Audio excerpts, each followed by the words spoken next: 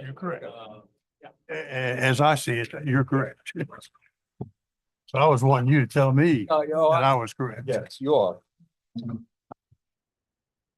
Our analysis last time was, I don't think it's about it's going to be down at all. Correct. Correct. Thank you.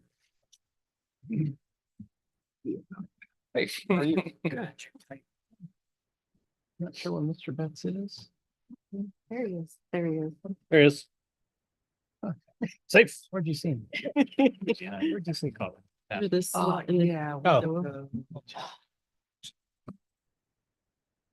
Good evening, ladies and gentlemen. Welcome to the Lexington City Council meeting. Before I call the meeting to order, I want to remind folks to have the opportunity to sign up over here for our citizens' remarks and comments, as well as for the public hearings that we'll be having. During the public comments, we always welcome citizens' remarks. And you will be recognized during the citizen remarks section of this council's agenda. During this agenda item, I ask that you follow these guidelines. Ask that you stand at the podium, and for the record, please state your name and if you are a resident of Lexington, Virginia. If you want to be contacted after the meeting, please provide your contact information to Janie Hostetter, our clerk.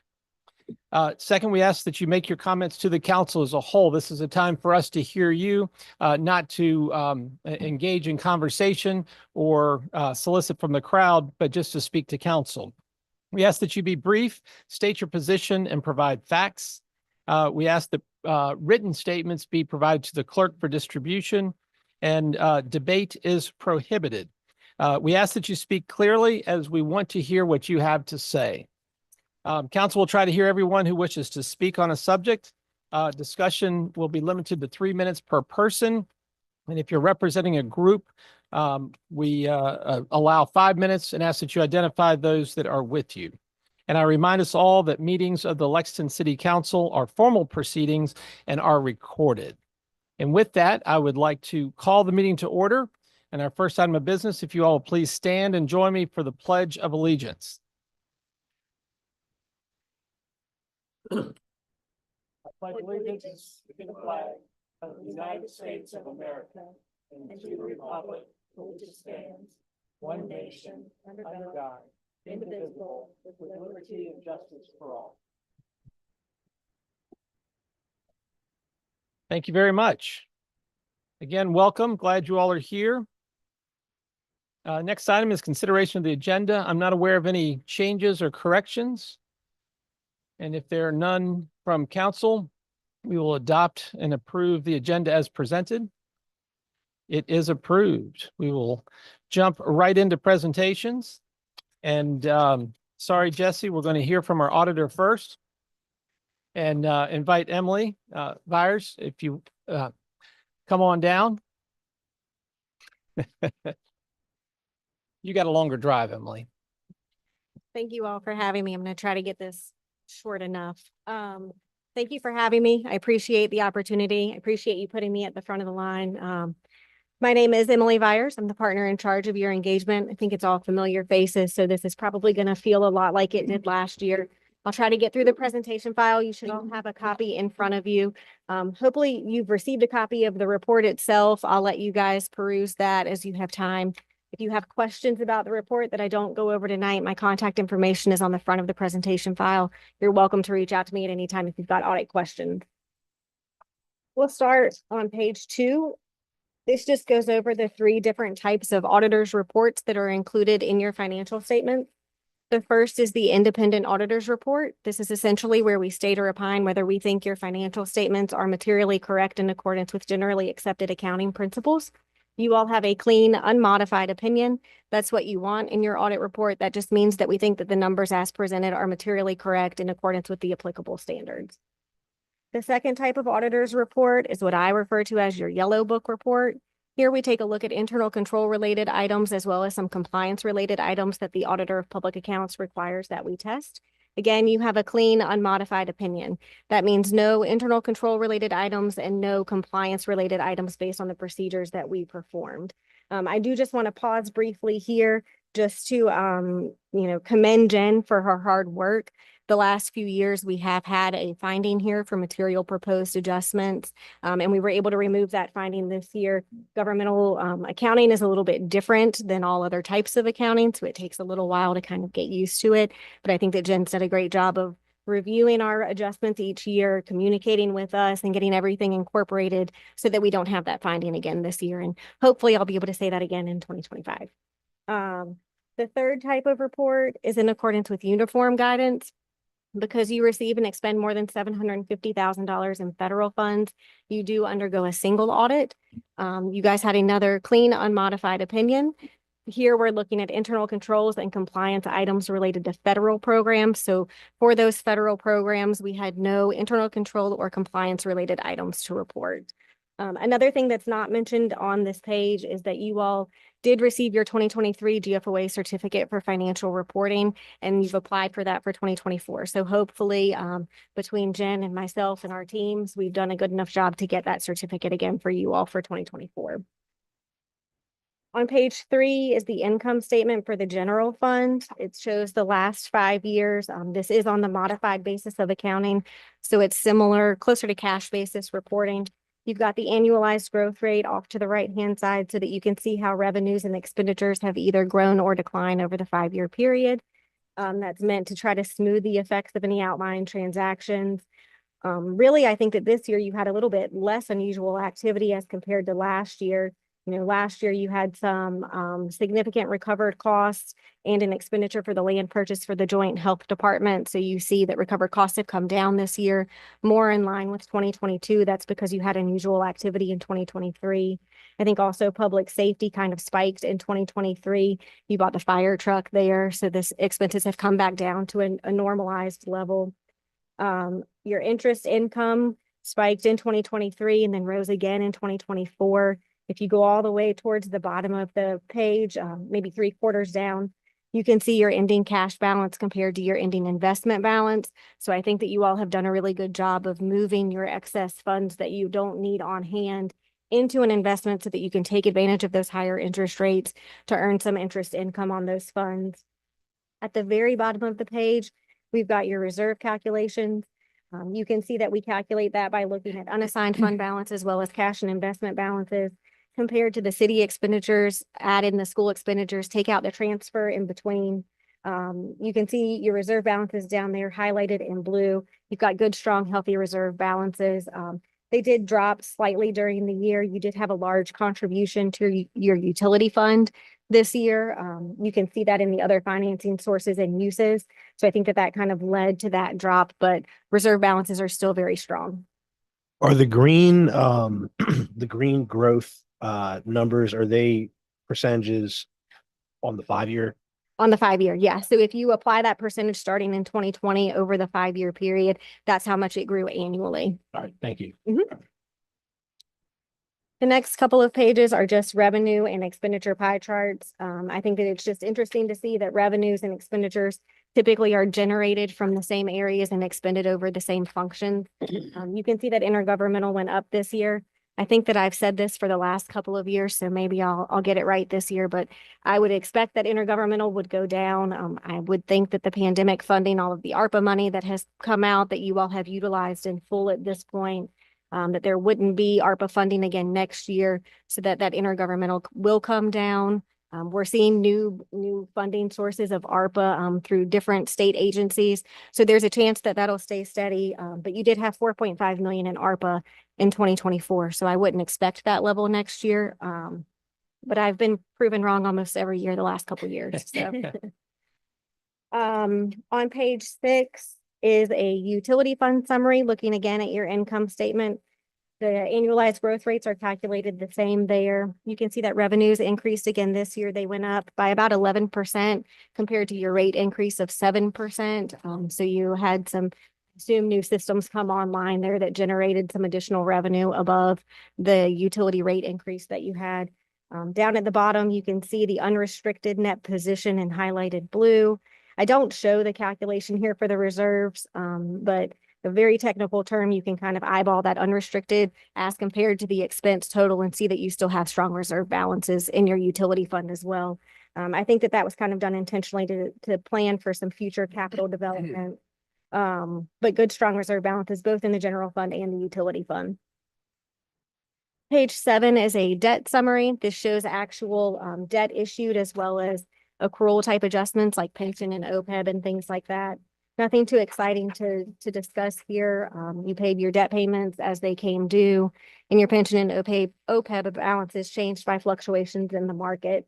In the highlighted blue, towards the bottom of the schedule, you can see Lexington's debt per capita as well as the state averages there.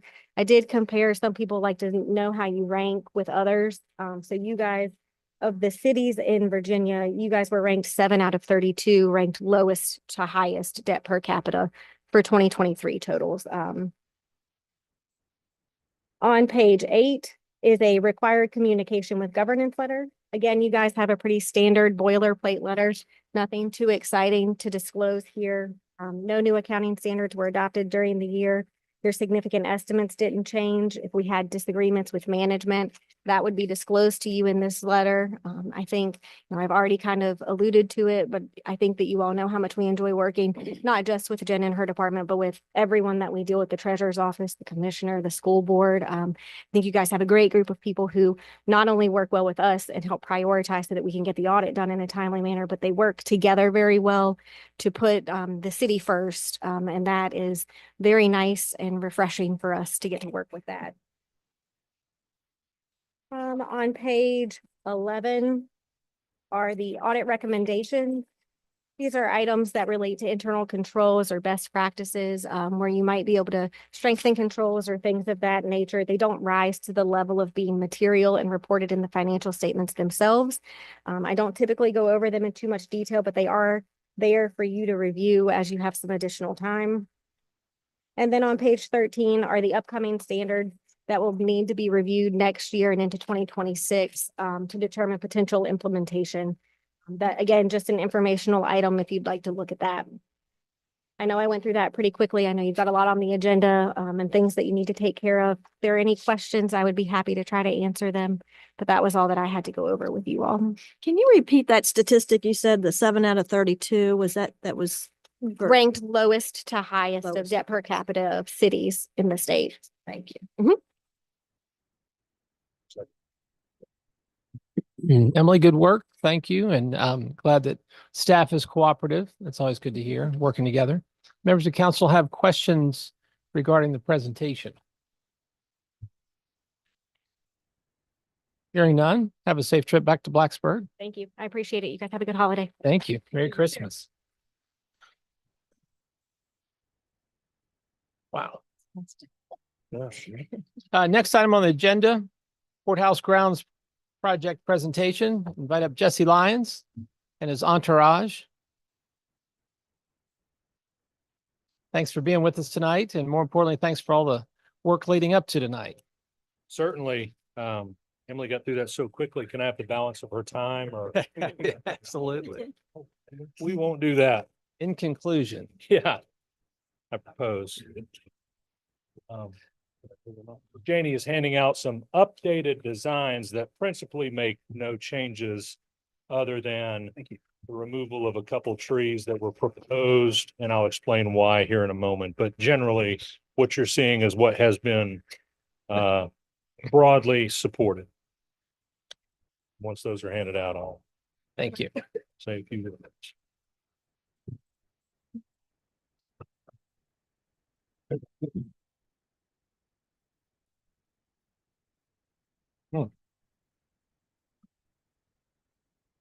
Okay, now that everybody has the plans, I want to thank you. My name is Jesse Lyons. I'm a 22-year now resident, almost more than 50% of my life living in Lexington, Virginia.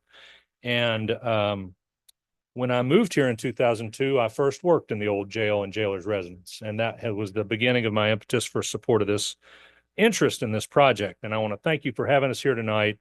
And I want to be brief but thorough and answer any questions that are necessary. As you all know, council adopted a downtown enhancement plan many years ago, which relegated the improvement of the downtown public spaces to Main Street Lexington's organization.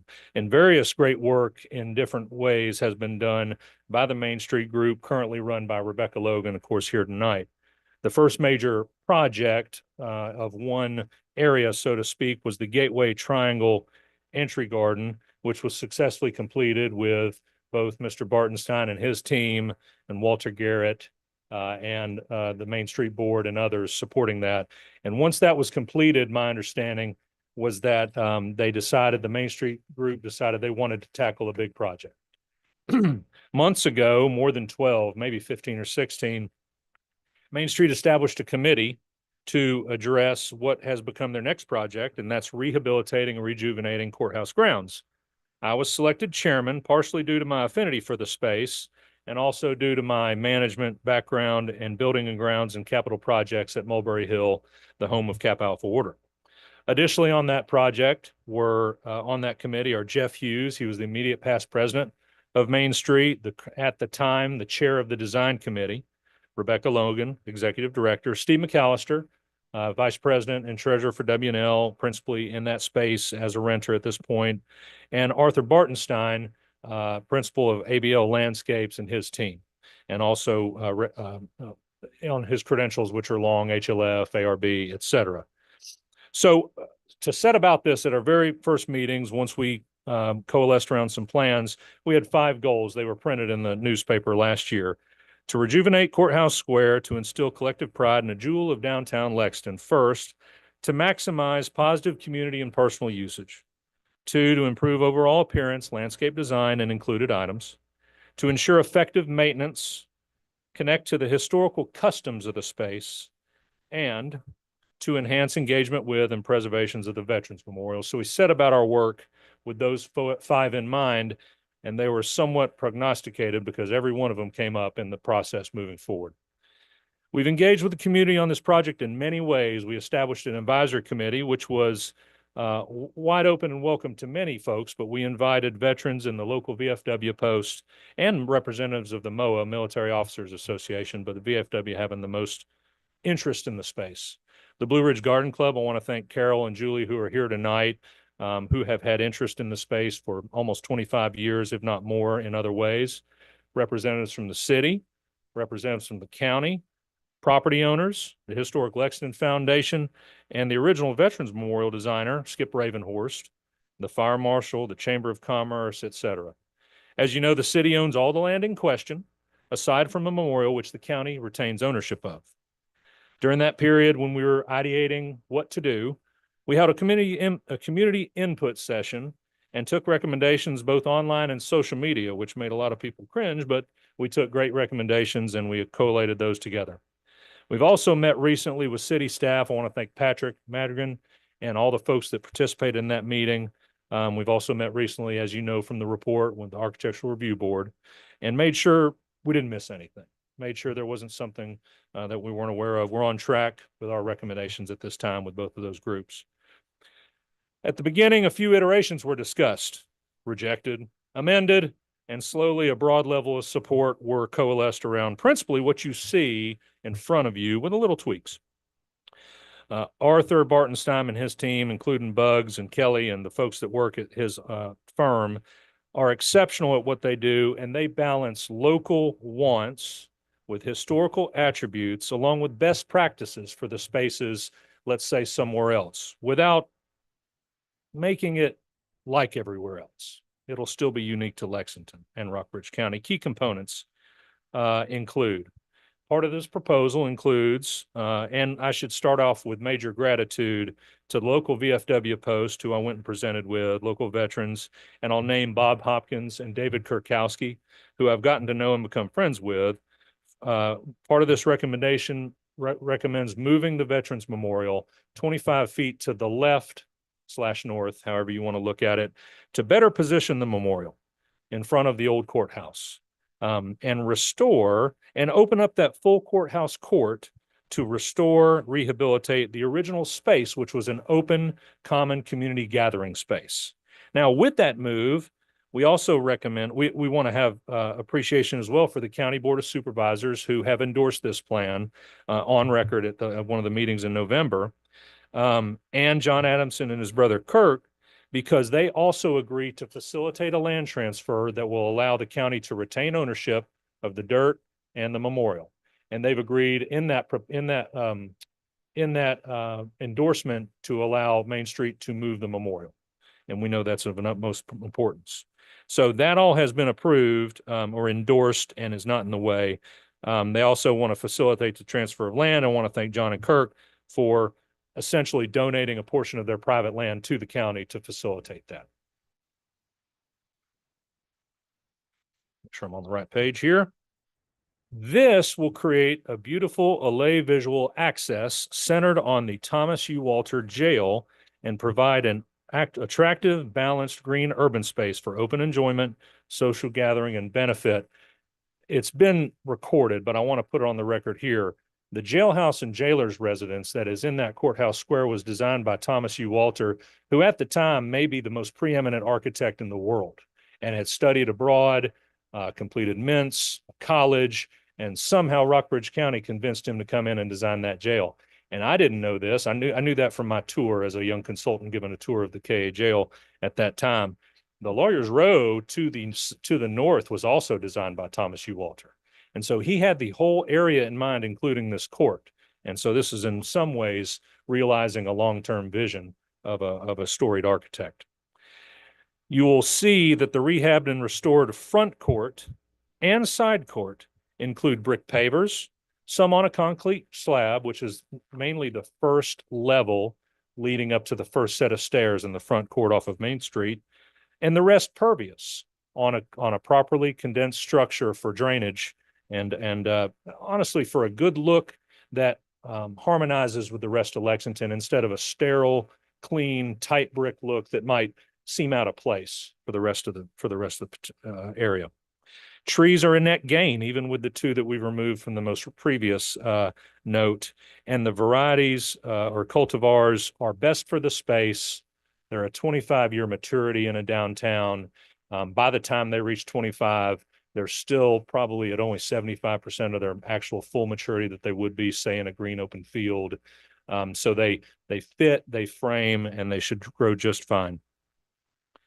As for the funding, we have existing budget commitments from the city, as you all know, this and next fiscal year. We have a leadership gift secured from Washington and Lee, and the balance has been requested in a DHR Virginia 250 preservation grant, which the committee and Main Street was approved in pre-approval.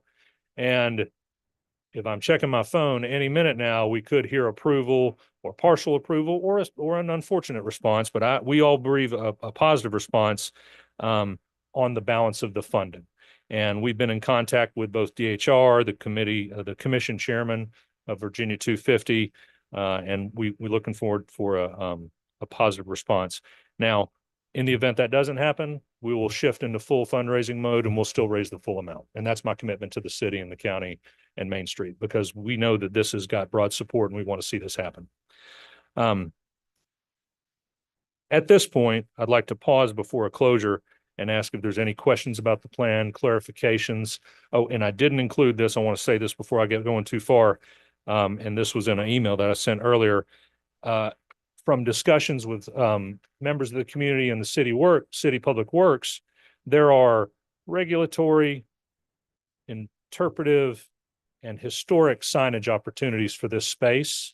And instead of getting ahead of ourselves, we'd like to side work along the project of construction to create a sign package that we would propose towards the middle or rear of the project so that we have recognition of what's in the space, what has been in the space, and what the space can be used for today.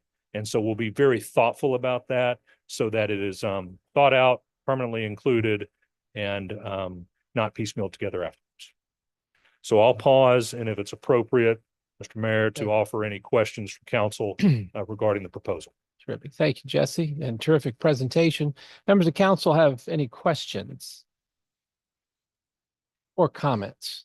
Well, I'll just say, I mean, Jesse took the time and met with, I believe, each of us. And so if I don't have any questions, it's right now, it's because we met for an hour and 15 minutes a couple months ago, and I asked you 20 questions at that time and you answered them all. So I don't have any questions right now. I just didn't want people to think that Jesse hasn't already reached out and taken questions and responded to each of us. And with donated his time to this whole project, and others have too. I think it looks great, has a good symmetry. It looks like it'll be a great space for Lexington. Thank you. I just want to thank you for all your work and your leadership on this project. Rebecca from Main Street and Arthur and his team, y'all have done an outstanding job, and to our partners. I mean, for the Adamsons to donate the land to move the Veterans Memorial, and Washington and Lee's, another financial partner, and everybody else who's participated. Thank you for making this happen. And to give you kudos also to work with each of the entities that you had to receive their endorsement or their input, whether it be Rockbridge County, VFW, the Blue Ridge Garden Club. I mean, there's a lot of entities that have a lot of ownership of this space to make it special. And you did a lot of that work and that to get us to this point. So thank you. To take the reins for such a huge project says a lot for your commitment to our community. And we could use clones of you. And we really appreciate what you're doing and the efforts that you're making to actually make no stone unturned. You know, you're checking the boxes on everything, and it's very much appreciated. And I think that once the community is well aware of this, they will see the fruits of your labor, and they will see the reward for the whole community. I endorse everything that's been said so far.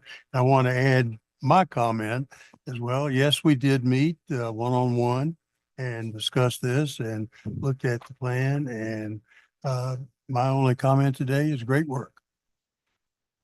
And thank you. I'll just echo what everybody else just said. The one concern that we discussed was the loss of some parking spaces. I know that subject can strike a nerve in some conversations. But I think the overall draw as a community gathering space outweighs the loss of a couple spaces, and providing that line of sight to this new project is more than equitable trade. Yeah. Thank you. How many spaces did it end up being? Proposal is two. And if I'll speak to that briefly, I can't underscore the architectural significance of that property. And it is two spaces. It would probably require some redrawing of lines to recapture. We do propose that. It has been requested from your report, of course, from Mr. Carroll, to have some listening sessions that were already on the schedule with Main Street, and that's sufficient with us because if I'll speak now to the rest of the comments, at no point did anyone in this process, from Main Street to all the entities, want to just come up with a plan and implement it.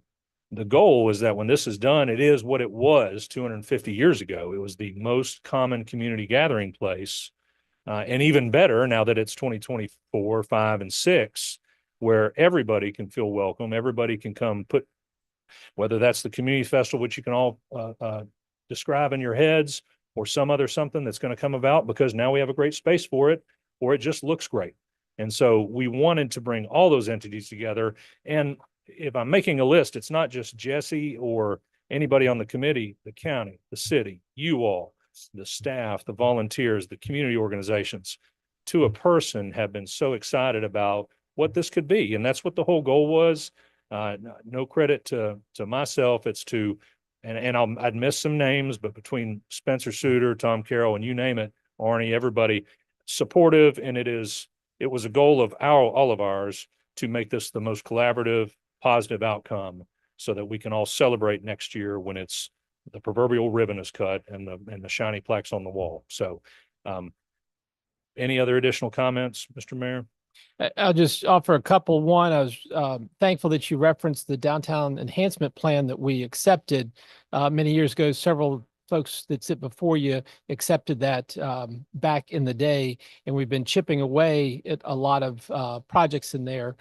I don't know that we'll ever accomplish all of them because there's some that we didn't embrace quite as much, but to see this come to fruition is terrific.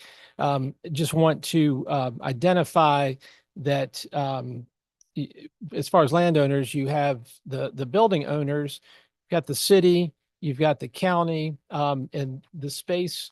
I'm not sure, you may have mentioned the cannon being relocated, Yeah. and reminding everyone, for years, it's been identified as a Civil War cannon, which is not accurate. But the Adamsons actually own that cannon and have paid to restore it, and are also willing to relocate it in the schematic, which I think is terrific. So the coordination amongst the neighbors is a model for every neighborhood.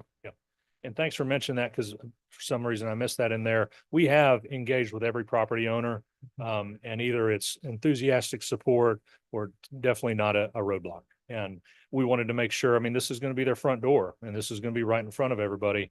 And there's no question in my mind that it's an absolute abject enhancement to their property, but they agree with that too, generally. To speak to that, the cannon was procured 98 years ago, 99 years ago this year, by a committee authorized by the town of Lexington. That was Lexington's first war memorial post-World War I. Greenlee Letcher and a group procured that cannon and placed it. That's been in downtown Lexington 99 years as Lexington's first war memorial when it was a town. The Veterans Memorial was, the ribbon was cut on it 24 years ago. Use your math. The Blue Ridge Garden Club turns 100 next year. America, of course, has its semi-quincentennial. Get used to saying that for the next couple of years. 250 years in 2026. And the county of Rockbridge was established in 1777.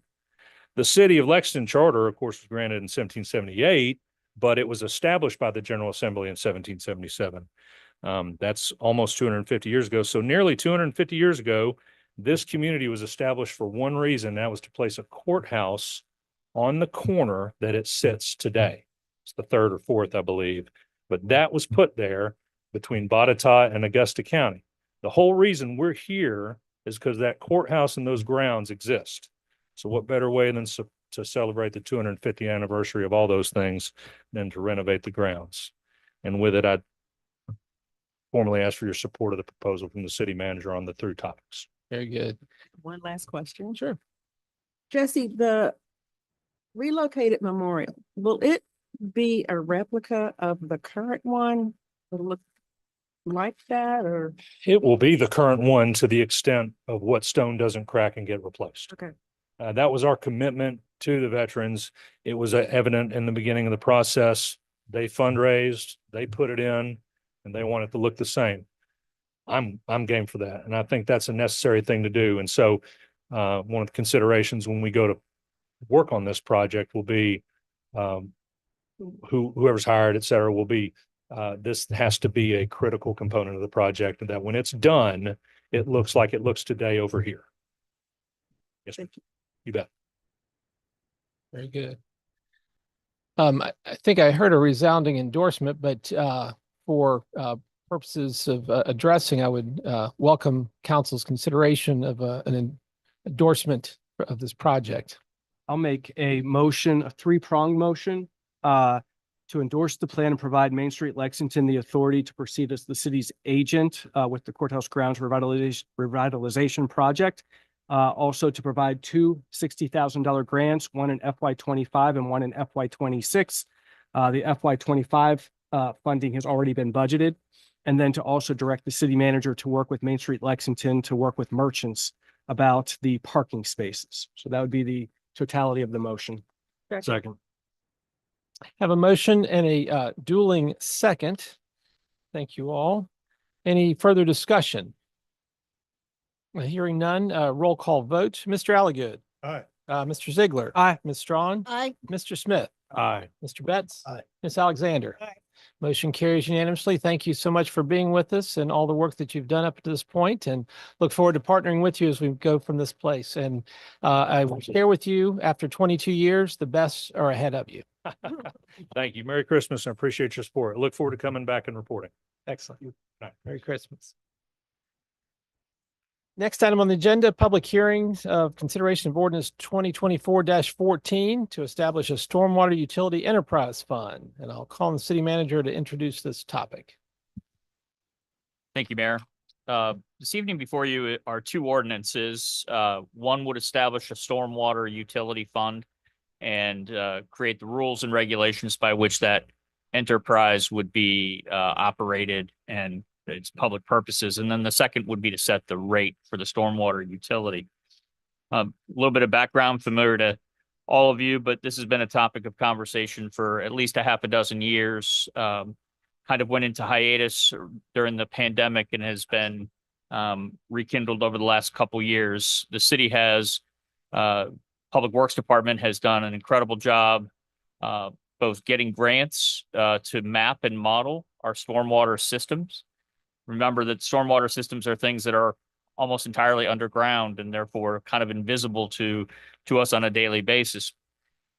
These pipes were put in whenever a street was laid or whenever a subdivision was built out. And so very much out of sight and therefore out of mind. And as that infrastructure ages, needs to be replaced, maintained, the assets need to be managed, and to the extent that we can, extend the useful life of those systems. In addition, there's increasing regulations around water quality. We're learning on new ways in which to reduce pollutants from our municipalities as well as farms and industry to reduce and eliminate that as much as possible so that it doesn't get into our storms and our streams and rivers and ultimately into Chesapeake Bay. So there are water quality as well as water quantity benefits to having a dedicated funding source to pay for stormwater infrastructure improvements. And so we had a work session, council did in October, where Patrick Madigan, Jennifer Bell, myself, other staff members, Thomas Wagner, laid out a proposal for how we would fund this and phase it in over 2 years.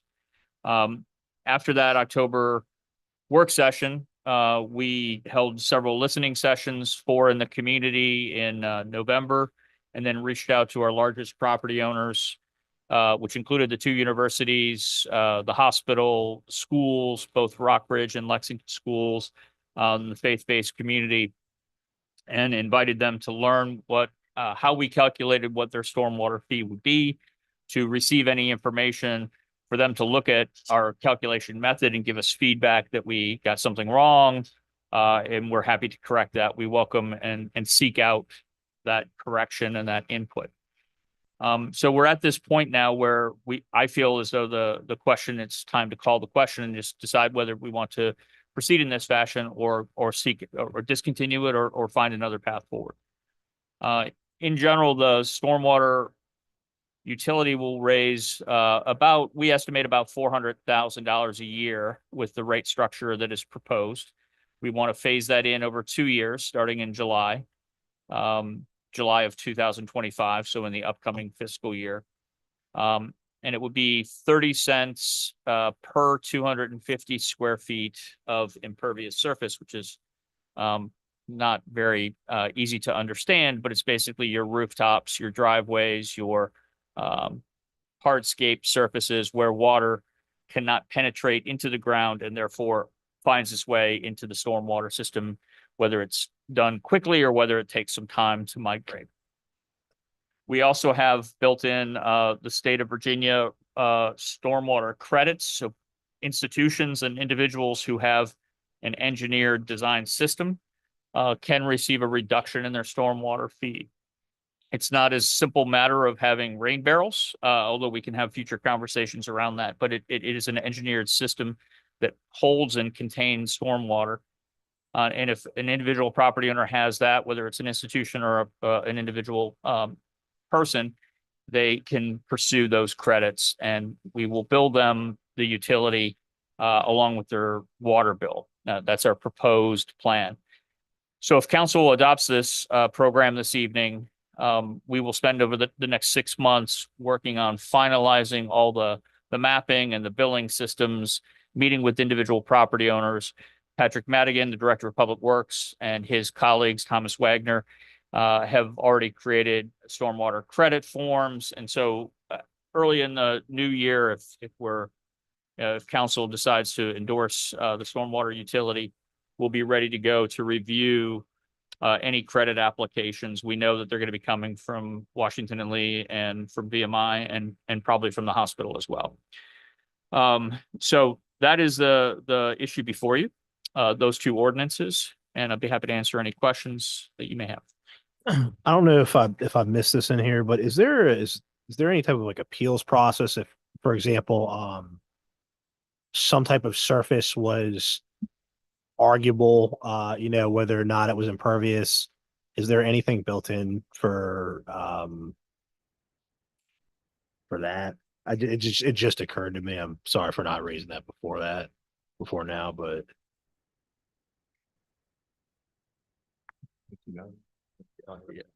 Adjustments.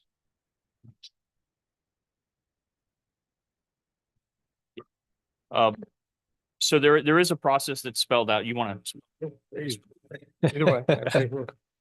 There is a process by which you can make it sort of an administrative appeal and Okay. suggest that there was an error that was made. But if you're still unhappy with that determination, I believe the recourse is Court of Common Pleas. Final decisions made by the city manager. okay. And then if there's, as he says, if you're unsatisfied with that, you would appeal it to the circuit. Okay. Establishes jurisdiction. In circuit court. And that's in the that's in here. Yeah, it's in 350-9 Great. section. Great. It might be a little different if you're taking up an appeal of a credit issue. I'd have to check that to make sure, but there are recourse. Okay. Excellent. Good question. Not never. Other questions from council? One question on definitions, 35-10, section D, impervious surface, dealing with bridges and decks. Is that is a decking that's referred to in that a hardscape deck, or is it I'm going to put a deck in my backyard? I think the answer would depend on whether it's pervious or impervious. A wood deck with gaps between planks, I think, would be considered pervious Right. because water can run between the planks and go down to the surface, the ground underneath, versus a concrete or impervious brick paver deck, Right. which might be at grade, would be considered pervious and therefore charged. Is there clarification in those definitions that make that distinction, or am I just in the weeds too far? There is not clarification Okay. embedded in here. I think it would be as with all ordinances, at some level, you're gonna have to interpret it and apply it. And when that application or when that is maybe through the process that Nick was asking about, somebody could raise that issue. But in the first instance, it's gonna be the city making a determination administratively about how much impervious territory or property land Right. is also its parcel. That we'll just have to work through it as Yeah. we're doing it and just be transparent. That's right. Yeah. And I just offered how I would interpret it. If it is something that would capture and contain water, it's impervious. And if it's something that easily allows water to get into the ground, then it would be pervious and not charged. That's encouraging and helpful. Other questions? Mr. Alligood? When does the first bill anticipated to go out? So the charge would start on July 1, and so it would be presumably in your bill that's mailed in August In 2025? in 2025. Yes, sir. It would be a monthly. It would be on your water bill, so it's exactly the same way as you receive your water bill. I should say, I mentioned it was 30 cents per 250 square feet. In year two, it would go to 60 cents per 250 square feet. We'll have to take action to move it from the 30 cents to the 60 cents, right? I don't read second ordinance that way. I think it locks in the rates at 30 and 60 cents for the future fiscal year. FY27. And it'll just stay at 60 until it's raised or lower. No council takes an action to raise it, eliminate it, lower it.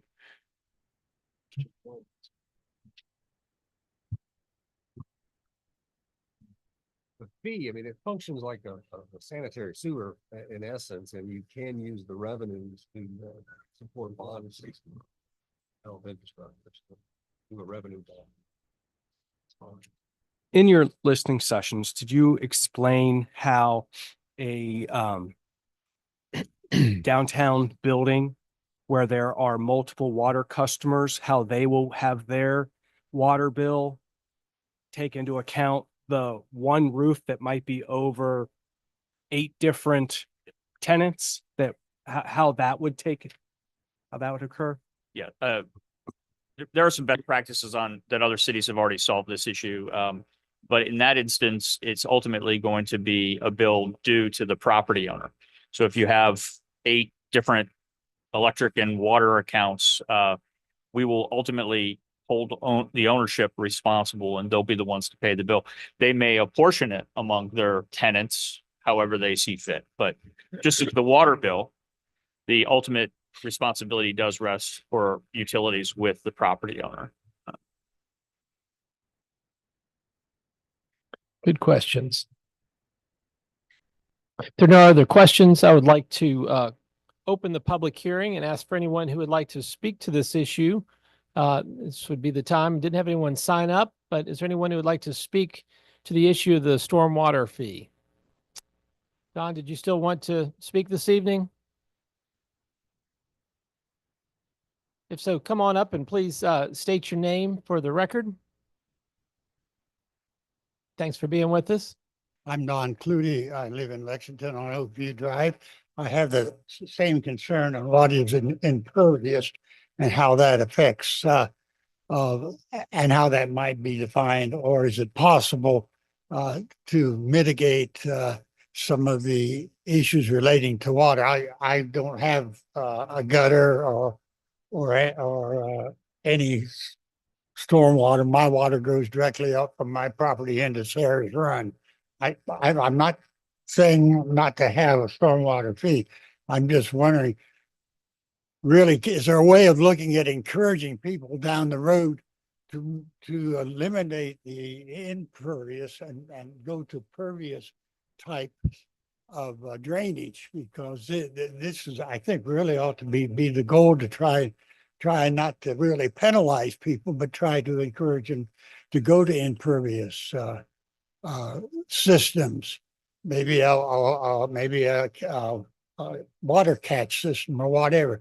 So I would say that, if you would look at that, if council or staff would look at ways of crediting or recognizing people who might want to shift down the road to not being a cause of the problem. So the definition of impervious is really what I had in mind. Thank you. Thank you, sir. Appreciate you being here. And as you can tell from the conversation, council is very mindful of that and helping the city manager with further definition of that. Is there anyone else who would like to speak on this topic? Not seeing anyone, I would close the public comment at 7:47 and ask for council's consideration. I was going to ask one question. Folks can get up to, or entities can get up to a 50% reduction based on credits. Is that right? That's right. That's right. The credit is not to exceed 50%, because ultimately the water, even if it's retained for a while and then discharged more slowly, does enter those systems. But we did have one comment from one of our institutions of higher learning expressing for a desire for 100% credit, which I completely understand. But that's not the way this is set up. We can revisit that at a later time if council so chooses. Thank you. I move to approve ordinance 2024-14, an ordinance establishing the Stormwater Utility Enterprise Fund. Second. I have a motion and a second. Any further discussion? Hearing none, would ask for a roll call vote. Mr. Alligood. Ms. Strawn. Aye. Mr. Ziegler. Aye. Mr. Smith. Aye. Mr. Betts. Aye. Ms. Alexander. The motion carries unanimously. Thank you all very much and good work. It's been 6 years, I think, plus in the planning. And once we get started, I'm sure there'll be tweaks along the way. The first step in the journey is item 6.2, the public hearing for ordinance 2024-15. I think the city manager introduced that before. Are there any questions that members of council have? Just for public information clarification, if the monies that we're describing of using the fund for stormwater improvements in the city, without this fund, where would that money be coming from? Funding for any stormwater project would come from the general fund, so it'd come from presumably property tax, sales tax, lodging tax, those types of unrestricted general fund revenues. So in this effort, our goal is to distribute the load of stormwater management in the city more broadly and equitably. That is correct. That is very accurate. Thanks. Distributed to those with the most impervious area. Right. Yep. Instead of solely the property tax owner, when we have, if you look at our recent, And then this can't fund the general fund either. It has to be used. Right. For water. Everybody uses water, so everybody's gonna pay the fee. in this case, if you look at our assessed value and tax exempt value, values over the last decade, tax exempt values, which include our higher learning institutions and other tax exempt properties, have increased 44% in value, and our taxable assessed real estate has increased 30% over the last 10 years. So it highlights the fact that distributing this stormwater load to all that reside and operate within the city is a logical and reasonable approach. That's right. Any other questions for staff? Hearing none, I'd like to open the public hearing and ask if there's anyone who would like to speak to ordinance 2024-15, establishing the stormwater fee. Hearing none, I will close the public hearing at 7:51 and ask for council's consideration. I'll move to approve ordinance 2024-15, establishing stormwater fee adopted pursuant to chapter 350 of the Code of Ordinance of City of Lexington, Virginia. Second.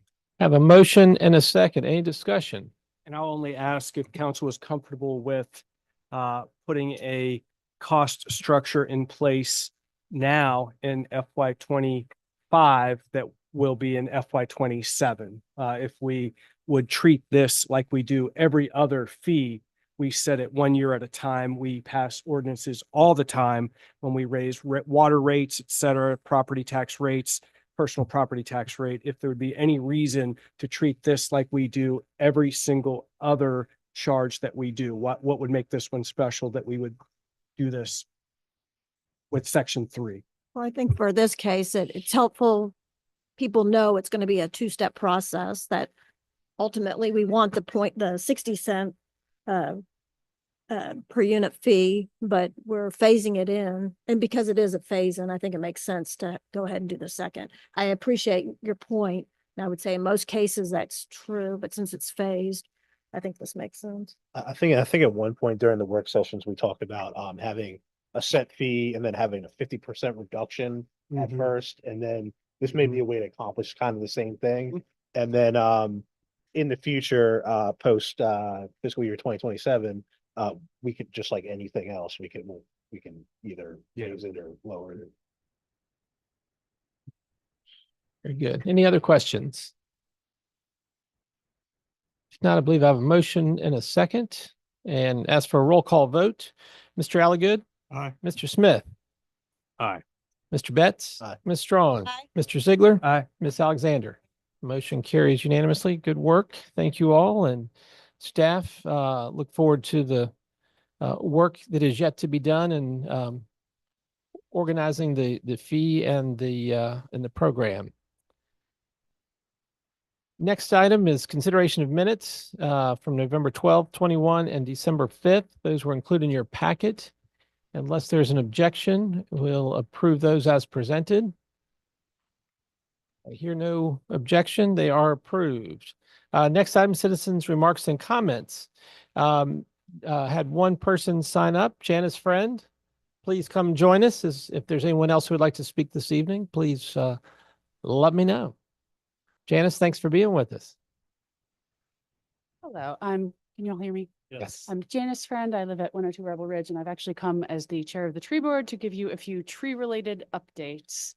So one, the tree board is currently seeking 2 new members, and I've spoken with Janie about advertising this on the city website. So I just like to encourage anybody who lives in Lexington, has an interest in trees and keeping our city green and beautiful and things like stormwater mitigation to please be in touch about joining us in our mission. And I also wanted to say that on the first weekend in December, Ginny Johnson from Boxerwood, with the assistance of the Green Cities group, the tree board, and the support of Public Works, hosted the first Lexington tree giveaway.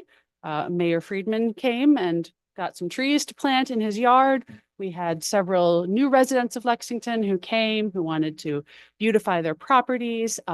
I and also Ray Ulrich from Public Works were there as volunteers to help anybody who needed assistance in either siting their trees on their property or actually digging the holes and putting the trees in the ground for them. And we helped several people do that. They all expressed their appreciation for the program. And some of them were elders who did not feel comfortable or able to dig holes. And so I think it was a great community effort to help keep our city beautiful and full of trees and to kind of make it more accessible to everyone. Many thanks to Ginny, who wasn't able to be here today. She's already out of town, for organizing this, to Boxerwood for donating the trees, which were saplings that the third graders plant every year and let grow up in Boxerwood's tree nursery, and to Public Works for their financial and logistical support. We are all hoping to make this an annual event, complete with volunteers to drive up to people's houses and help them dig a hole, because said to Ginny was the best way to get people to do the thing you want them to do is make it really easy for them. So I'm looking forward to meeting more people who might be interested in the tree board and continuing with our efforts in the coming year. Excellent. Thank you. And one comment on that. Oh. My recollection is for the tree board, you don't necessarily have to live in Lexington. Is that right? I'm actually not 100% sure about that. You may well be right. Okay, just to broaden the search of anybody Yeah. who's interested, but We- I think that's right. I looked at it. for Spread the somebody. roots. Perfect. Yeah, Thank you. spread the roots. Thank you for the correction. We do meet Canopy. every other month and conduct a lot of business by email. So just so everybody who might be listening to this recording knows, it's not a huge time commitment. Right. But huge reward. And thank you for being here, and thank you for the efforts of the Green Infrastructure Committee that worked to get that accomplished. And I was very proud of you and the whole team. I think it was in the 30s that day, but it didn't, the temperatures didn't slow anyone that was passionate about trees that first Saturday in December. So thank you all again. Greatly appreciate that. Next item on the agenda is the consent agenda, and I'd welcome your consideration. I make a motion that we approve the consent agenda as presented. Second. I have a motion and a second, and that's for a roll call vote. Mr. Alligood? Aye.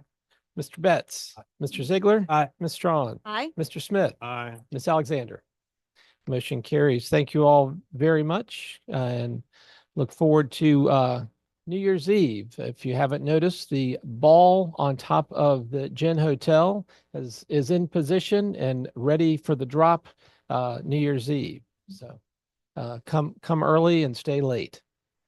Next item, boards and commissions, Blue Ridge Resource Authority. Mr. Smith? This is as usual, the board did approve the purchase of a new slope tractor. It sounds better if it's tractor instead of a mower, to the tune of roughly $35,000 is in our capital improvement project. So that was about the only excitement we had at our last meeting.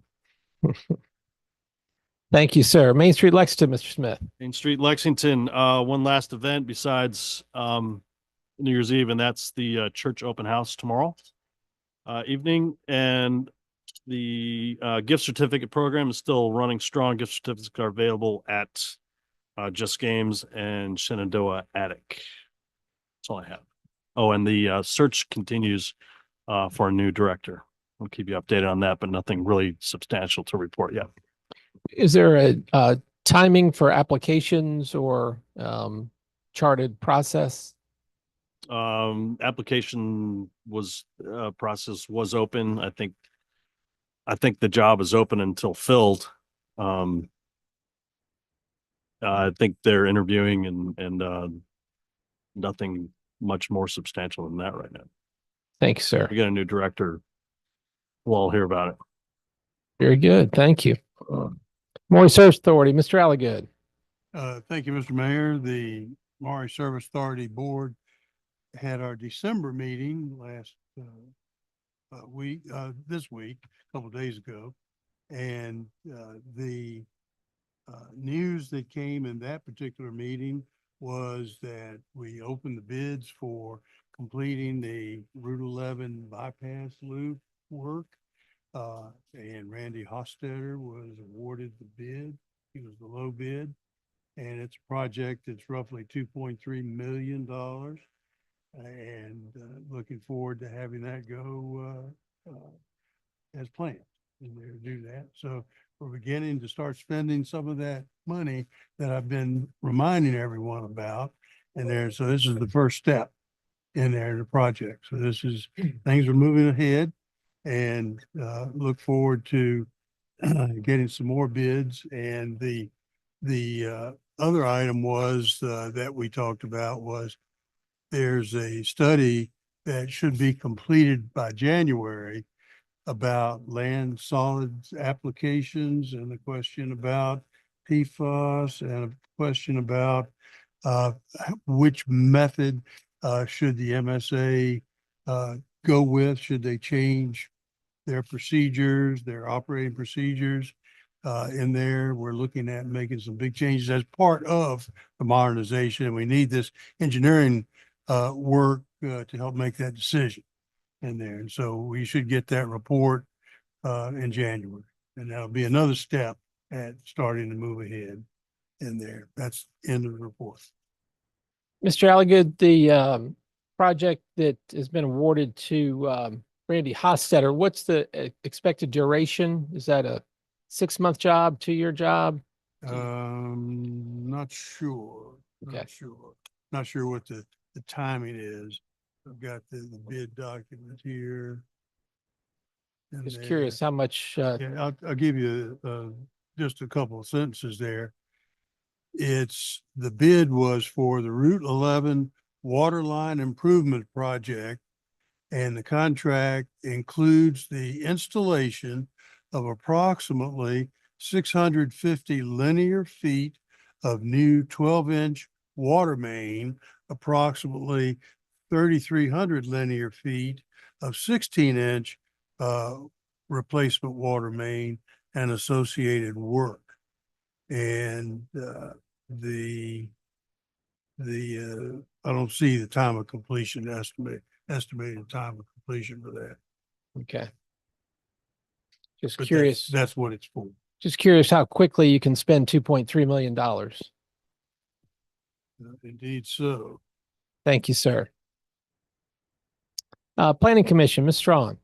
Planning Commission met last Thursday, and we had a conditional use permit request from VMI to use the Bank of the James, the upstairs part of that, for educational space. It'll actually be used by their alumni association for about 10 people for a swing space for 3 years.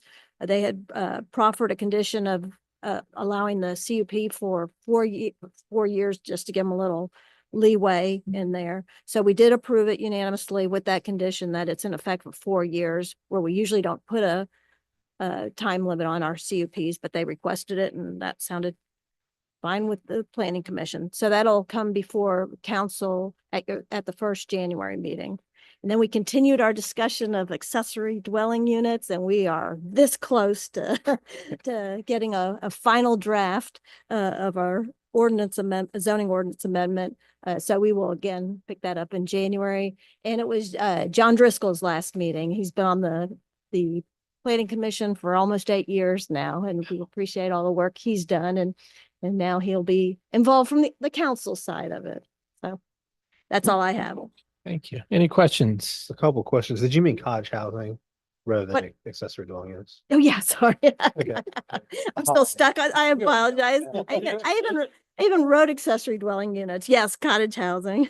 Knew what you meant. And then, I know. I was like, is that being revisited? Yeah, right. And then, We're already amending it. the other, question I had was related to, who was requesting the time limit on, the applicant? The request time limit? applicants, yeah, Okay. they offered it up. Very good. Any other questions on the planning report? Regional Tourism Board, Mr. Betts. I don't have much to report, at the moment, other than the lease negotiations are ongoing. Thank you, sir. Very good. Raro, Mr. Ziegler. No report. Threshold, Ms. Alexander. Hey, we were happy to have two new members join us yesterday who introduced themselves, sharing their backgrounds and interests. Anna Crockett chairs the Racial Equity Coalition for the Rockbridge area, and she's focusing on finding ways for this region to combat the challenges of those who are unhoused in our communities. Also, Valerie Moliterno had served on the RARO board a number of years, helping to navigate providing services to the community, such as food, rental assistance, utility bill assistance, and homeless sheltering. We're very fortunate that they were willing to serve on Threshold and embrace the mission of the Threshold Housing Commission. Valerie also currently serves as a member of the Kendall Community Strategic Planning Committee. We were able to provide them with some of Threshold's history, especially how much the commission impacted targeted neighborhoods at its inception, and with the major home rehab for homeowners, doing new builds, purchasing of vacant homes to rehab and sell to the current day, with the windshield survey, which could be of benefit to eligible homeowners in the entire community. Shadri Sands, our chairperson, shared a report from RARA about the positive impact they have on the community, sharing data about the number of requests they support from rental and utility assistance, homelessness requests, shelter requests to neighborhood grocery needs. And just an FYI about RARA, families can receive assistance one time a year for rental assistance and up to 3 times per year for utility bill assistance, and any number of times necessary for food.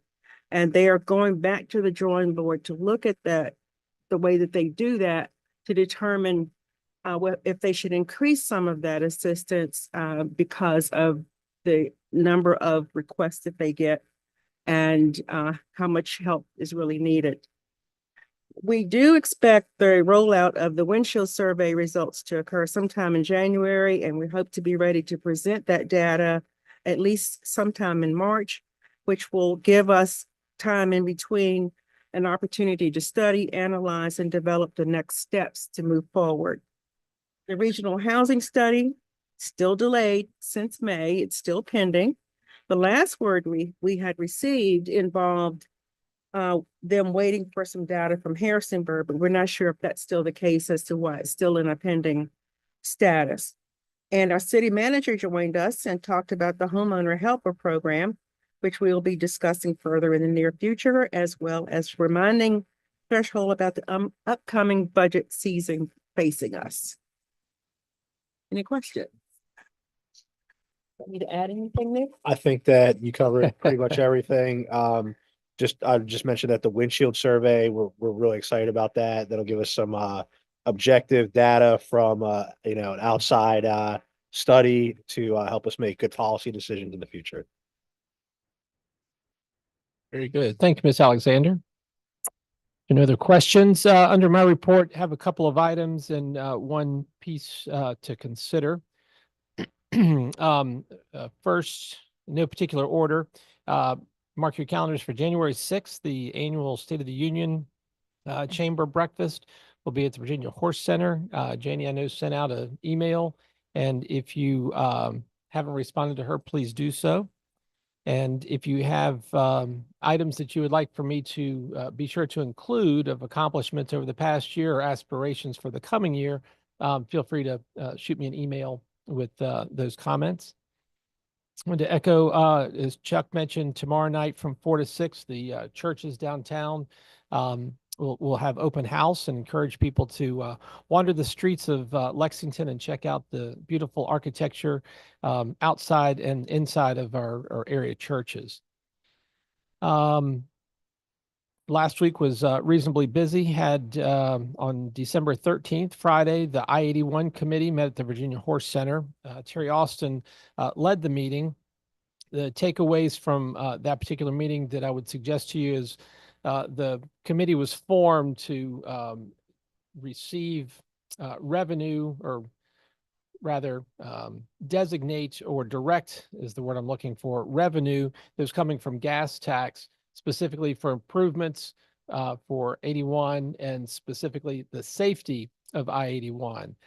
There are components with rail and also with public transportation, specifically busing, and I'll mention those, but the funding has been about 50% greater than anticipated.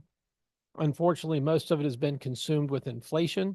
One of the other major takeaways was the fact that there were 64 projects identified and funding anticipated for it. And so far, it's all matched up well and is doing fine. 34 projects, the somewhat low-hanging fruit, has been completed. They were the cheaper projects like chevrons and turns like heading south there in Buchanan. But the really big dollar items are getting ready to be spent on the remaining projects that number about 30.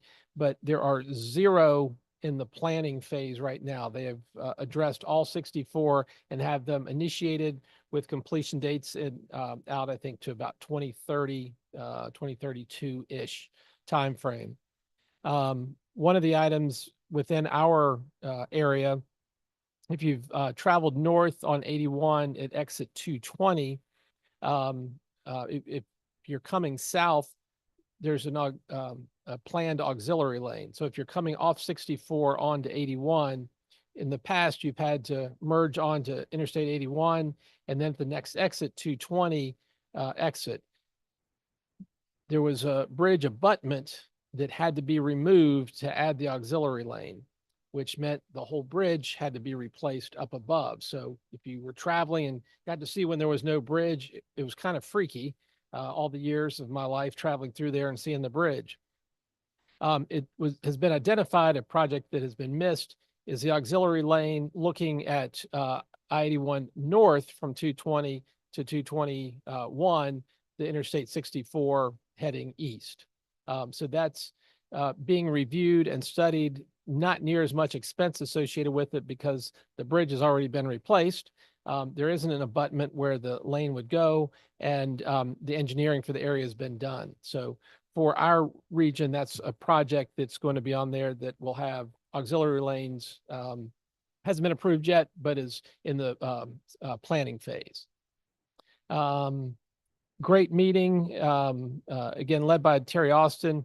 They did a change of management, if you will, and Mark Obenchain is going to be the new chair of the committee, and will continue to meet during the years into the future with these projects. Exciting piece was talking about rail and the fact that passenger train is being established into New River Valley and into Roanoke. So far, the response, it was identified, it truly has been a project where if you build it, they will come. Folks have been traveling like gangbusters and filling the trains, pulling out of Roanoke, heading predominantly north towards DC. It was identified and discussed that if you want to, if you live in Southwest Virginia and want to take a trip anywhere in the world, you can hop the train, go to Union Station in DC, catch a flight internationally, continue on the train to the north, etc. The other piece was looking at the Virginia Breeze programming, runs from, I think, Christiansburg to DC every day. And that ridership has been increasing as people become more aware of it. The big piece is not being aware of that particular option. So the huge takeaway was if you want to travel out of Southwest Virginia anywhere in the world, you basically have three options and all of them are reasonably affordable, be it the I-81 driving, the rail and the bus are taking people or more cars off of Interstate 81, which has been part of the goal to make it a little bit safer. But we don't typically determine our next meeting. It's generally driven by the availability of the elected officials or the sitting senators and House of Representatives for on the state level. But all the central or all the Planning District Commission chairs in the Valley in Southwest Virginia attend this.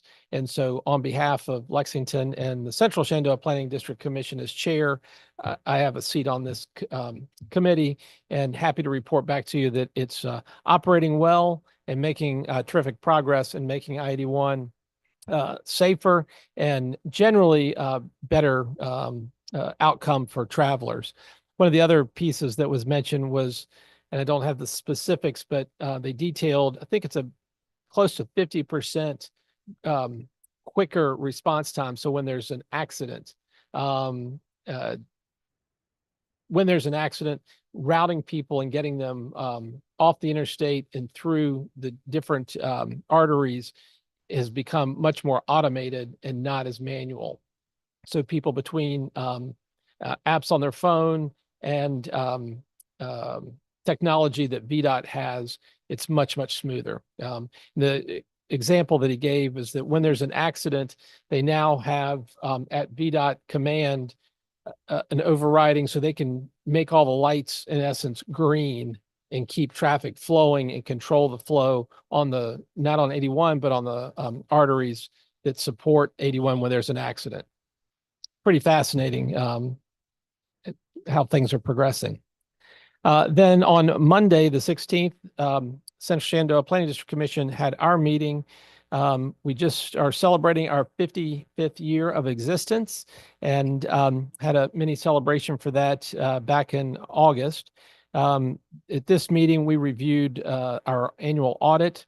We had a couple of findings, as Emily was talking about tonight. Our findings were more related to a time and space where we had an interim finance director. There's nothing nefarious. We just were slow reporting and getting bills paid because we had no finance director. But those were all addressed, and we have a new finance director and otherwise have a clean audit and are spending your money wisely. I anticipate being able to bring to you in the first quarter the specific number, but the initial calculation is that every dollar that is invested by each municipality with the grants and federal funding now gets a return of $70 on that $1.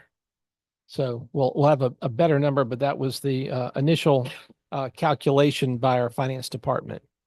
And then the last piece, there were some folks that or we received presentations on several regional plans, regional transit, ARC, and some rideshare plans as well.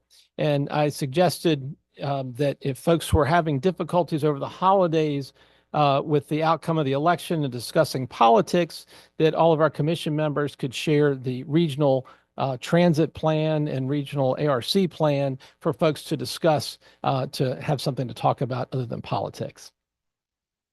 And lastly, for your consideration, we've received communication from our EDA that they would like to reduce the number of representatives from 7 to 5. Typically would not bring something that's not on the agenda, but floating that around, there's a timeliness because of the legislature kicking up and the necessity of our representative, because this would be an act of the legislature to make this change. But would like to ask for council's permission, unless there's an objection, to direct the city manager to work with Delegate Austin's office and the EDA board about restructuring their, help me with the language, restructuring their charter to reduce from 7 to 5 members. there are set number of general board members for EDAs and IDAs across the state, and then there are a litany of special exceptions. And they want to take advantage of one of those special exceptions to have between 5 and 7 members. Okay. Question, frankly, I had for Tom, and you may want to consider, they also wanted to reduce, I believe, the 3. And I don't know if you want to kind of input on that. With 7 members and a quorum of 3, you can have 2 of the 7 members making a decision. And I've mentioned to Tom, that would be something y'all may want to have input on. Whether it's Sure. in your company. And I guess a compromise or a response to that would be depending upon 5 to 7 would be a 3 to 5, so that you didn't have 2 quorums. Okay, 5 is what they're trying to get away gotcha. from. 4 Tom, Thank you, Mayor. Just one nuance to the request. I think the discussion last night at the EDA was very clear that they presently have 7 members. They're not suggesting that it should go down to 5, but historically, in recent years, there have been some times where they haven't had a full 5, 6, or 7 members. So it is simply to take the legislative act request for Representative Austin to put in that one of those provisions that Mr. Carroll was talking about that would allow council to decide whether it's 5 or 6 or 7 members. So council still controls how many members would be on the EDA. Right now, under statute, we have to have 7. So it's not necessarily the case that they're saying they want to go to 5. gotcha. I heard all 7 of them want to continue to serve, but it just will allow for future flexibility. Regarding the quorum issue, that I think they could still adopt, perhaps you can correct me if I'm wrong, bylaws that would require a quorum to be higher, but the statute would allow them to be lower. So again, the question is really, does council have any objection to Dennis Ayers working with me and Representative Austin's staff to see if we can add this provision into upcoming legislation? The one thing I didn't quite understand, the request for the quorum to drop to 3, that was even if you had 7 people? And is that already in that exception that they were trying, I thought they were trying to word it just like the exception that already exists. Was that part of that? It's 2 different sections of the code where they were addressing quorum and members as I saw the markup. And the quorum number was just 3. Was what it stated, as I recall. Yeah. And I did not bring that with me tonight. So that's what I had commented to Tom on. Yes, you can do it, that's fine. That's a consideration. You could then have 2 members of potentially a 7-member board showing up and having the ability to make a decision. Would it be Something to the council from a policy perspective like that. would it be possible to have the 5 to 7 in terms of the makeup, and then but a quorum of 4? Could you do that, or would you have to allow the quorum to be between 3 and 5 if you did that? Probably do that. I mean, I think he'd probably do it almost anything he wanted to. What- Taking it as fact. Why would you not just say quorum is half plus 1 or? Yeah, or at least half, right? But Okay.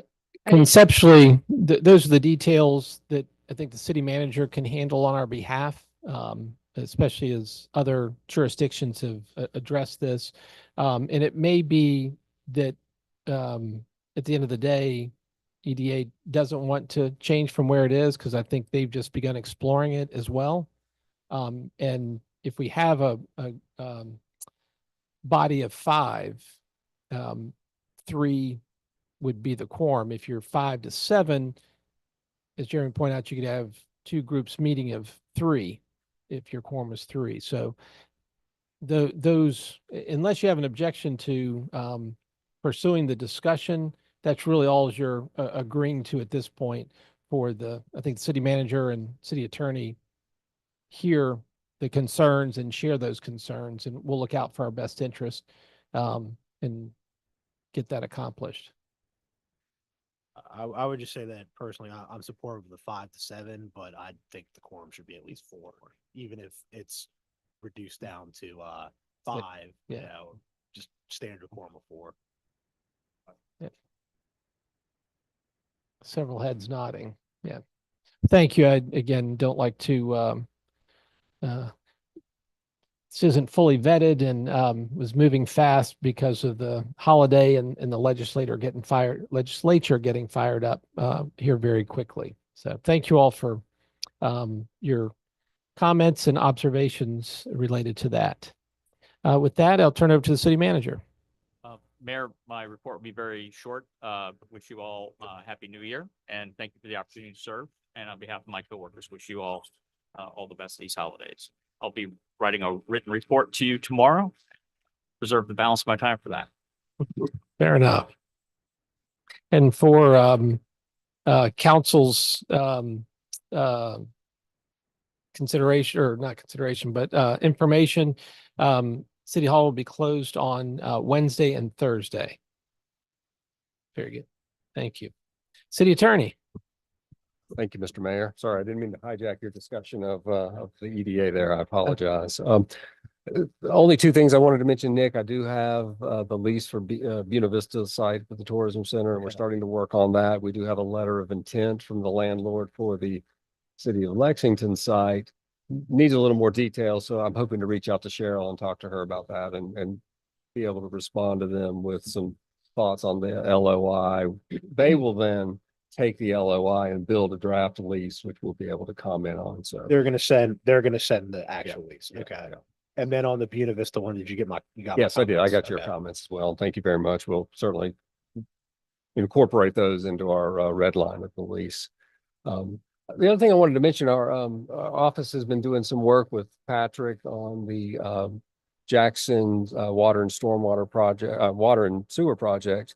And been doing some title work and working on deeds. And so I hope that's moving forward, Patrick. I hope that's going well with Mike Lockaby, who y'all met, is assisting primarily on that project. One thing we've been looking at are alleys over in that area and the ability to use them instead of easements. I know Frank knows about that. And so that's just something I wanted to make y'all aware of. There are some alleys over there that appear to be public in nature, and using those would mean we wouldn't have to go get private easements from folks. Some of the alleys, on the other hand, are not open and have not been opened and accepted by the town. So we're hesitant to go through those alleys without requiring easements. And just always, alleys in Lexington are interesting. And whenever we were dealing with them, I wanted to make sure we let you guys know that that's something that is being addressed through this project. Beyond that, everything else I've been working on recently are the action items you've either already done or getting ready to handle this evening, and happy to answer any questions beyond that. Thank you, sir. Members of council, have any questions for the city attorney? Very good. New business, consideration of a resolution to hold a special election to fill the vacancy of the Rockbridge County and City of Lexington Sheriff. I'll call on the city manager to introduce this. Thank you, Mayor. As you are aware, Sheriff Funkhauser has announced his retirement at the end of the calendar year.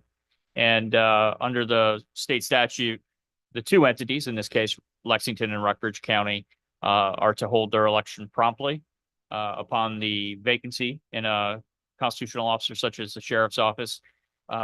Rockbridge County, Mr. Carroll, Mr. Dryden, Spencer Suter, and myself have been working closely, and we've kind of identified a number of ways in which having that election early in 2025 will be challenging.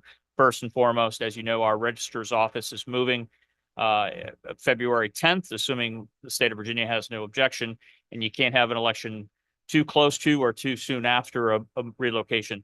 So we've determined that, at least in staff's opinion, the best time to hold this election will be November 4th of 2025.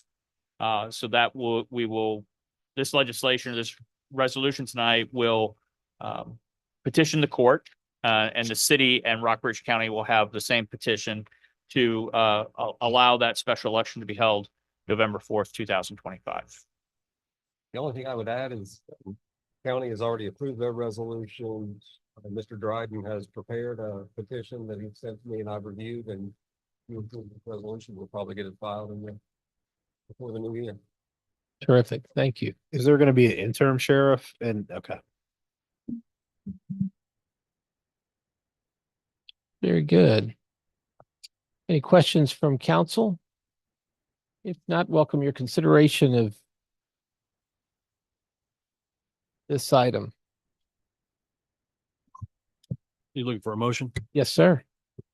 I'll move to adopt the resolution and thus petition the Circuit Court of Rockbridge County to issue a writ of election for a special election to be held on November 4th of 25 to fill the vacancy of sheriff, in Rockbridge County and City of Lexington. Thank you, sir. Have a motion and a second. Any further discussion? Any commentary on the sheriff? Just kidding. Roll call vote. Mr. Alligood. Aye. Mr. Ziegler. Aye. Ms. Strawn. Aye. Mr. Betts. Mr. Smith. Aye. Ms. Alexander. Motion carries unanimously. Thank you. Good work. Consideration of a resolution for consulting services for real property reassessment. City manager. Thank you, Mayor. This item before you would award the contract for our every 4-year reassessment of property values to Wampler Eanes Appraisal Group LTD. Commissioner of Revenue, Karen Roundy, did a request for proposals, and all that detail is provided in your memo. This company, Wampler Eanes Appraisal Group, has worked with us in the past. They're credible. They're the apparent low bidder. I just simply wanted to recognize Ms. Roundy for her excellent work in preparing these the solicitation for the service. This work would commence in the upcoming fiscal year, FY26, and that would be effective for FY27, the reassessments. Happy to answer any questions. Members of council have any questions? What's the duration of the contract? Is for 4 years. Upon completion, it'll be done in fiscal year 2026 and effective for the tax year following. Total cost of the contract is just under $76,000.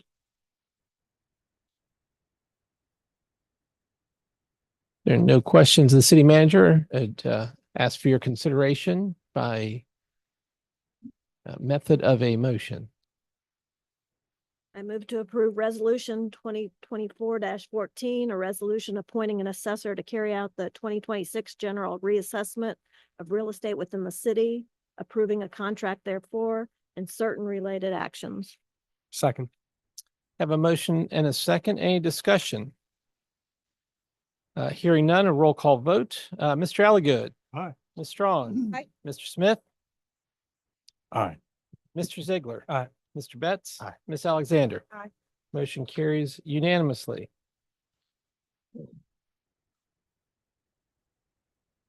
We do have a piece of business yet, but is not on the agenda. Wanted to take a moment and recognize this being the last meeting for J. Charles Alligood after 4 successful years of service to the citizens of Lexington. You might mention 4 years of perfect attendance. I was gonna mention that, Charles. He's stealing my thunder. Well, I didn't identify that piece, but I would like to offer the following proclamation, which does touch on some unique features of your service. This proclamation is for J. Charles Alligood in recognition of service to the citizens of Lexington, Virginia, January 1, 2020 through December 31st, 2024.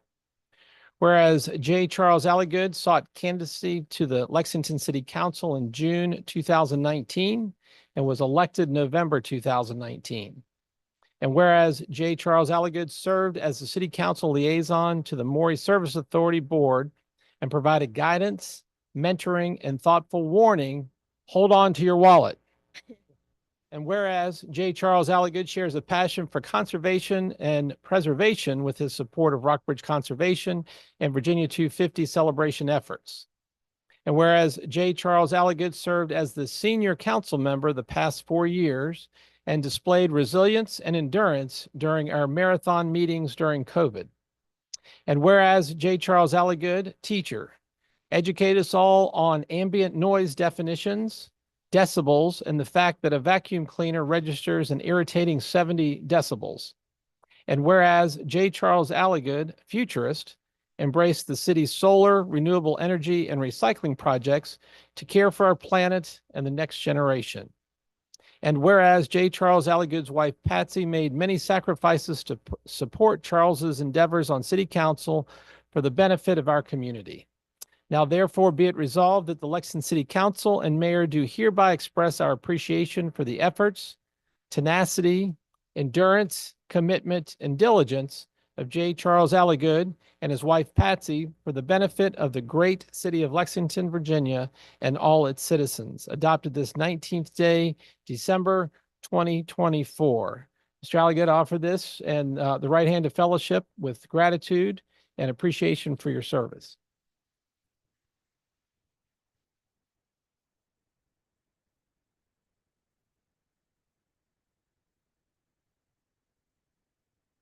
I think at this time, a few of your colleagues may have a few parting words.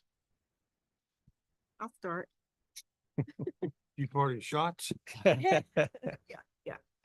So I only knew Mr. Alligood as a dedicated member of the public who attended every meeting for years, who asked good questions and kept us on our toes. When he won a council seat, I had the pleasure of him becoming my council seatmate. In all the years of being in meetings in these chambers or at Waddell or at LDMS, there hasn't been one person who could ever relate to us as to how cold it could get until Mr. Alligood came on the scene. I will not only miss your expertise in all things mechanical, mathematical, and technical, but more importantly, your prediction of how cold it would get in here within so many minutes of our meeting start time, and comparing whether the two of us had enough layers on to withstand it. Some of you haven't dealt with that yet, but trust me, you will. But all jokes aside, I will miss you up here and look forward to seeing you out there in the new year. And best wishes to you, and enjoy all this extra time you're going to have on your hands. Thank you. Well, Mr. Alligood, it was an honor serving with you. You know, I found you to be a gentleman and a scholar, and I always appreciated your adept math skills. And, you know, overall, you know, I really appreciate your perspective and the wisdom that you brought to Lexington City Council. And thank you for your service. Thank you. And I'll add the appreciation for your professionalism, your preparation, your attendance. You've always led by example, and you have taken the time to explain to your counterparts up here, to council, but also to the public. You've taken the time to explain the complexities of a lot of the happenings at the MSA. And as the MSA, we've all realized its incredible importance to us every day, but also going into the future, our investments that we must make in it. You've just been an excellent representative of Lexington and educator of Lexington about it. Thank you. I'm sorry, we're losing an engineer. We have 50% of the dais up here. Hopefully Mr. Driscoll can pick up that slack. I'm confident in his abilities, but thank you for your service. Thank you for the communications from the SPC, the MSA. We were missing that for a while, so that filled a very large hole in that communications stream. Your questions are probing. They ask a lot of questions that might not get ordinarily asked. So that's also been a great service to this body and to me, and for the last 4 years, I've brought my wallet to hang on to. Thank you. Thank you for your time on council. Lexington's a better place because of your service. We appreciate it. Thank you. Yeah. Any parting shots from your seat, Mr. Alligood? It's been an honor to serve. I appreciate having served, and intend to remain involved in city business, city government. And my term on the MSA board goes until June 30th. At that point, some discussion there. I have an interest in continuing service to the city. It's just that I thought it was time not to run for another term for city council.